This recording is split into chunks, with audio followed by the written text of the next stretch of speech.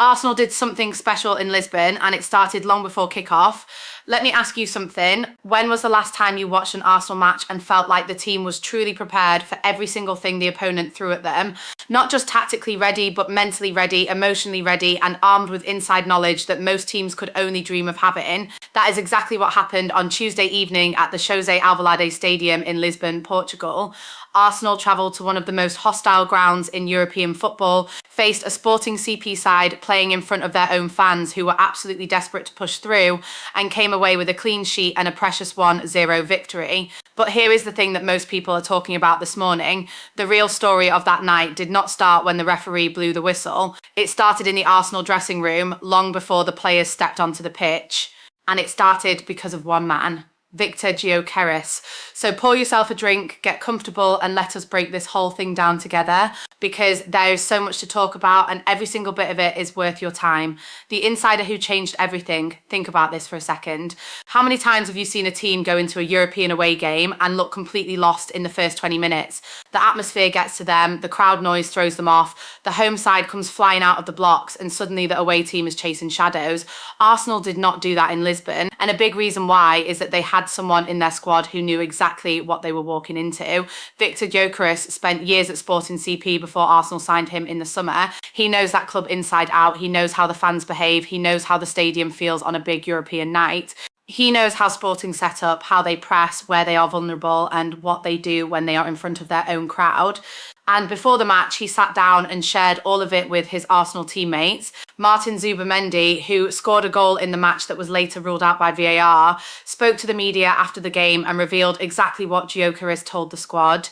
He said that before the game, Victor told them everything. He talked about the weather, the atmosphere, and how Sporting plays. Arsenal then trained with a clear plan to defeat their style, and it worked. Now, just sit with that for a moment. That is not just a random bit of pre-game chat. That is a player using his personal experience of a club to give his new teammates a genuine edge. Gyökeres basically gave Arsenal a scouting report that no analyst sitting behind a computer screen could ever fully replicate, because he lived it, he felt it, he knew it in his bones. And Arsenal used that knowledge to go and win the game. Is that not one of the most interesting stories to come out of a Champions League tie this season? The fact that one of the most feared strikers in Europe helped his new club beat his old one by simply telling them the truth about what to expect, what Zubimendi said and why it matters. Martin Zubimendi is not a player who says things for the sake of it. He is quiet, composed, and very thoughtful in the way he speaks. So when he comes out after a match and gives you this level of detail, you pay attention. He described Gyökeres as an excellent forward who is still adored by Sporting fans and players. Think about what that tells you. This is a man who left a club in somewhat difficult circumstances last summer. Sporting CP were not exactly happy about how the transfer played out. They dug their heels in over their asking price, and the whole thing became quite tense before it was eventually resolved. And yet Gyökeres is still loved there. The fans still adore him. The players still respect him. That says a huge amount about the kind of person he is, and also about what he gave to that club during his time there. Now he is at Arsenal, and instead of keeping all that Sporting knowledge to himself, he opened up and shared it freely. He helped his teammates prepare. He gave them the inside track, and the result was a 1-0 win in one of the harder away grounds you can face in European football. Do you think that kind of generosity from a star player is common? Because honestly, it is not. Some players in Gyökeres' position might have been a little guarded about helping their old club get beaten, but not him. He came in, he talked, and he helped Arsenal win. That is a team player.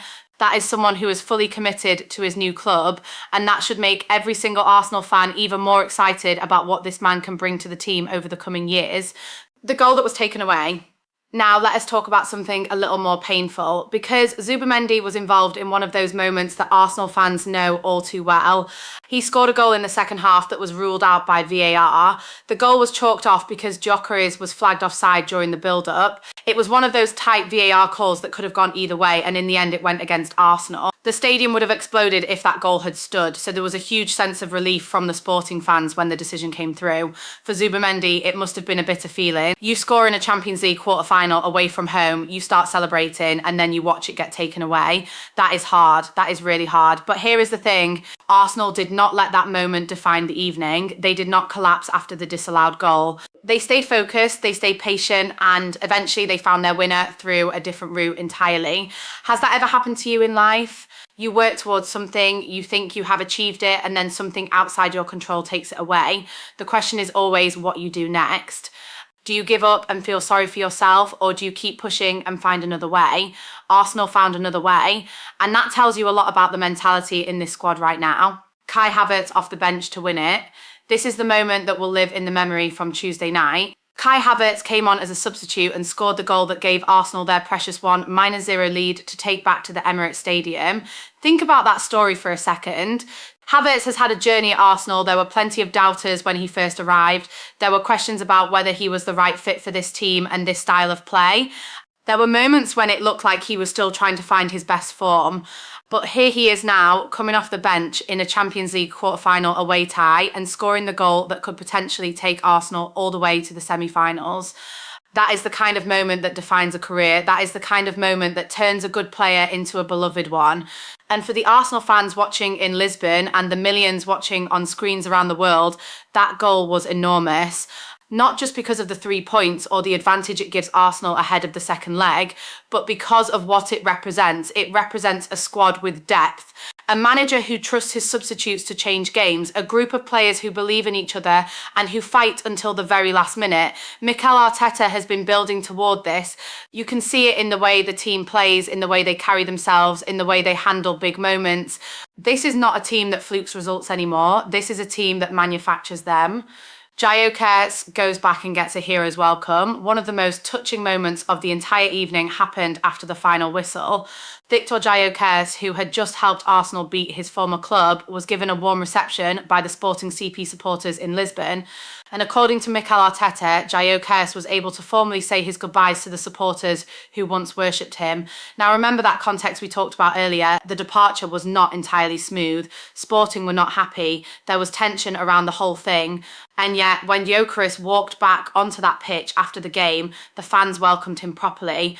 Arteta spoke beautifully about this after the match. He said he was really happy to hear it because he knows how Gyökeres felt about the manner in which he had to leave. He acknowledged that when a big player leaves a big club, it is never easy.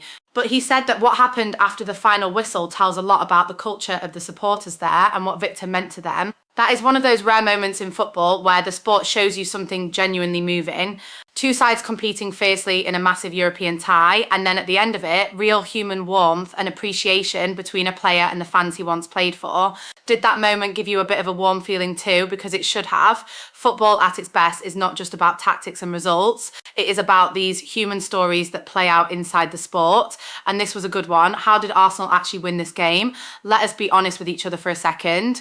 Arsenal did not completely dominate this match from start to finish. They had to ride their luck at times at the José Alvarez Stadium. Sporting CP are a dangerous team.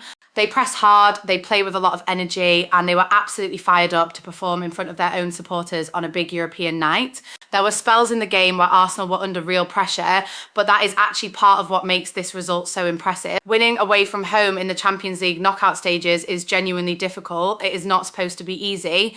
The teams that go far in this competition are the ones who can grind out results even when they are not playing their best football.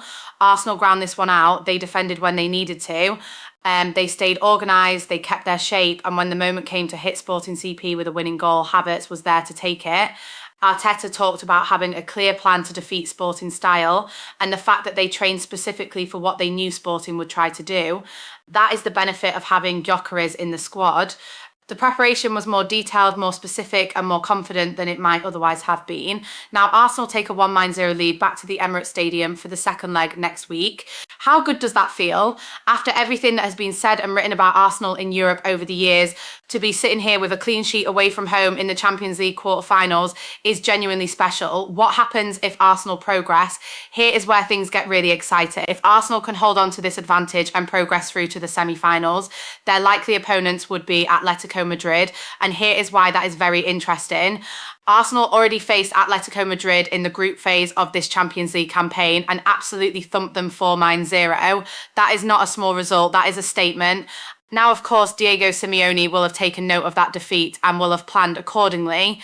Atletico under Simeone are one of the most tactically sharp teams in world football. They do not make the same mistake twice, so Arsenal could not go into that semi-final expecting a repeat of the group stage result. But it does tell you something about the quality in this Arsenal squad that they were able to produce a 4-0 win against a team of Atletico's calibre. That kind of result does not happen by accident. It happens because you have good players, a clear system, and the confidence to execute. Atletico are currently leading Barcelona 2-0 in their quarter-final, so they look like strong favourites to go through.